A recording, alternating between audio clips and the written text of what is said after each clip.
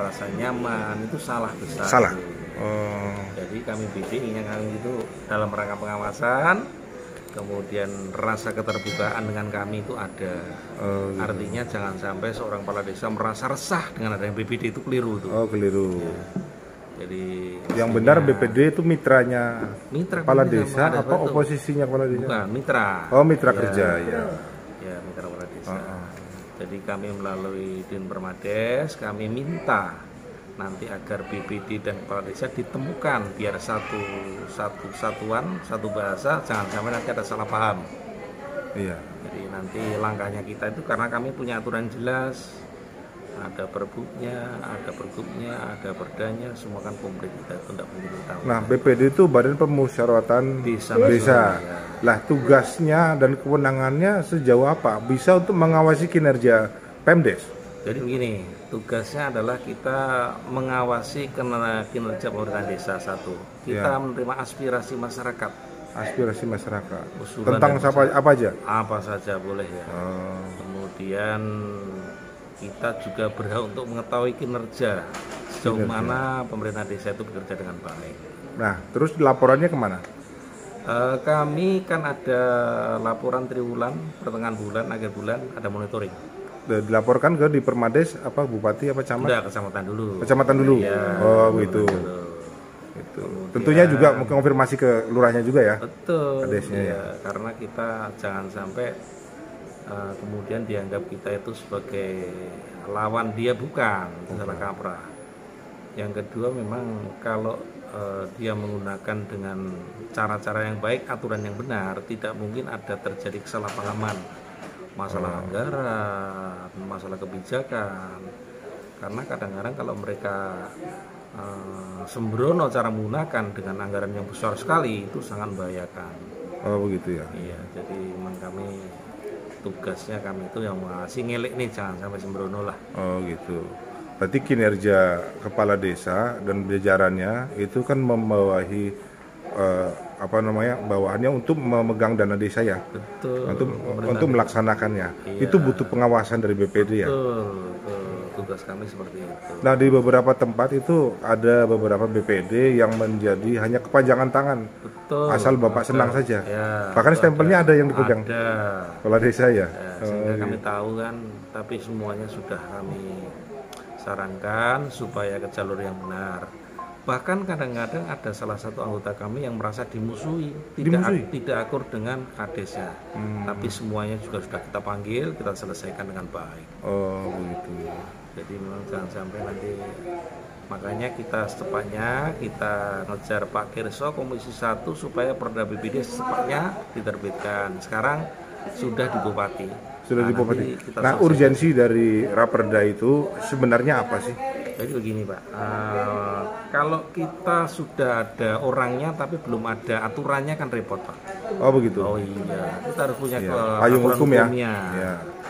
Ya, termasuk menyangkut masalah kebijakan, pengawasan, kemudian kapabilitas, kemudian penguatan BPD itu sendiri seperti apa. Nah, kalau perangkat desa dan jajarannya itu kan gajinya jelas. Betul. Kalau lurah 3,5 juta, perangkat desa 2,4. Lah kalau BPD mau kerja supaya benar, kalau tidak ada gajinya nanti ini bisa di sesuatu biar tidak independen, bagaimana itu? BPD sendiri selama 1 tahun yang kita terima itu kan ada honor operasional ya. Operasional, ya. Besarannya berapa Pak? Masing-masing itu tergantung kemampuan desanya. Ada yang kalau BPD ada yang 1,7, ada setahun. Iya. Dibagi 12 bulan. Betul. Hanya 150.000. Iya. Lah kalau misalnya ada 150.000 gitu, ada proyek yang diduga menyimpang, akhirnya karena kecil itu dipecingi, akhirnya nurut. Itu gimana? Enggak gitu. Jadi sementara ini kan powernya tetap di Kades. Lebih besar power Kades ya, karena gajinya besar ya Pak. Artinya mereka itu kan lebih-lebih kalau mereka yang tidak mau komunikasi dengan BPD, ya sudah semuanya dia sendiri. Makanya kan repot ya. Iya. Jadi kalau kami tidak akan menuntut lebih besar apabila memang belum tahu aturan yang jelas. Tapi kalau nanti perda sudah jelas, otomatis kita enak Pak. Begitu. Iya, payung hukumnya itu kita harus jelas dulu. Masalah yang biasanya terjadi di desa untuk penggunaan dana desa apa itu biasanya? Jelas. Kalau sekarang memang kita cerita sekarang ya, karena kita COVID ya, Iya. memang kita kan sebagian besar anggaran dimasukkan COVID, sebagian besar. COVID ya. Tapi kalau semuanya ada keterbukaan dan transparansi, anggaran dengan BPD terbuka tidak masalah. Kadang-kadang kadang-kadang mereka ini COVID tapi tidak bisa menunjukkan kegunaan untuk apa. Gitu. Oh gitu. Padahal kan kami akhir tahun pengennya kan kami rapat, kemudian ayo kita laporan, dengarkan masyarakat, digunakan Di Bapak desa Bapak, desa Kaligangsa Kaligangsa Wetan. Wetan ya. Kaligangsa Wetan itu dana desa berapa Pak? Saya Setahun berapa? 1,4. Nah, itu 8%-nya diperuntukkan untuk COVID ya. Iya. Nah, 8%-nya berarti di sekitar 120 juta ya. Iya. 120 juta itu ada rawan nggak untuk penyimpangan karena itu hanya pengadaan aja.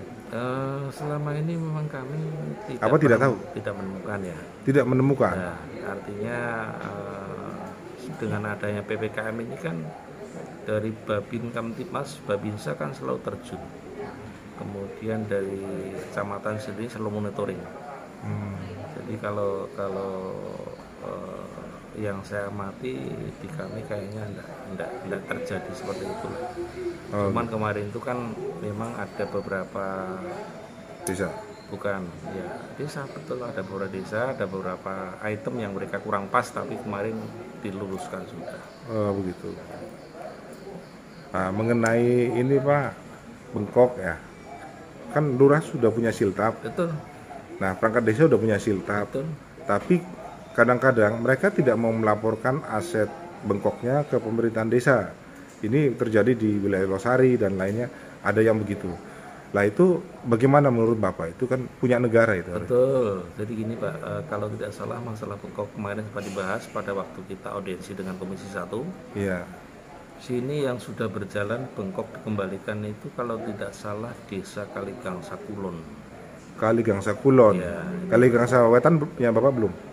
Rata-rata belum. Oh, rata-rata belum. Semua rata-rata belum. Jadi dia udah dapat siltap, tapi haknya masih diambil juga. Masih diambil, bengkoknya masih diambil. Oh begitu. Jadi memang itu perlu kesadaran mereka. Dan memang perlu teguran, artinya sedikit demi sedikit agar mereka tahu, oh ini bukan anak saya, jangan diambil. Oh, berarti BPD tahu sejauh itu aturannya? Untuk masalah bengkok belum Pak, cuman berkat kami ketemu dengan teman-teman BPD yang lain kan sering ngobrol. Ya ini mengenai pajak Pak. Ya. Nah kemarin kan ada tuntutan kelembagaan itu harus dipenuhi, oke sudah dipenuhi untuk tidak direfocusing. Ya. Nah dengan syarat pajak setiap desa yang tunggakan dari 2014 harus diselesaikan. Nah untuk Kaligangsa Wetan ada tunggakan berapa Pak? Saya tidak paham ya kalau pajak BPD belum. itu tidak paham saya. Iya. Tapi saya sempat matur berkali-kali beliau matur tolong Pak Tiarso dibantu pajaknya, dibantu SDGs-nya, dibantu untuk kemiskinannya, sering matur iya, gitu. Betul. Untuk wilayah Brebes sampai 2 miliar lebih. Itu tunggakan pajaknya saja.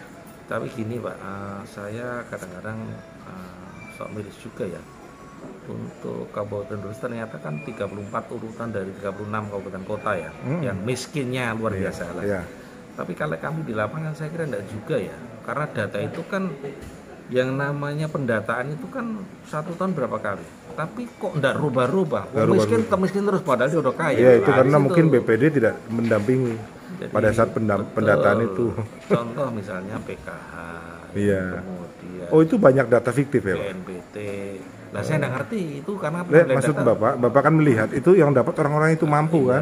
Berarti kan ada data yang tidak sesuai dengan tulisan. Ada juga yang mereka tadinya mampu, karena sekarang tidak, yang tadi yang tidak sekarang mampu juga mundur, ada juga lah. Jadi tidak ada semuanya. Nah itu perlu direvisi.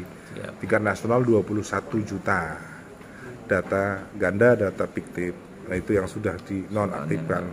Kalau saya matikan ternyata desa kita juga banyak pintar sekarang, banyak sarjana banyak lah, itulah berarti kan banyak yang nganggur juga ya sekarang banyak sarjana lah, sarjana hukum SPD.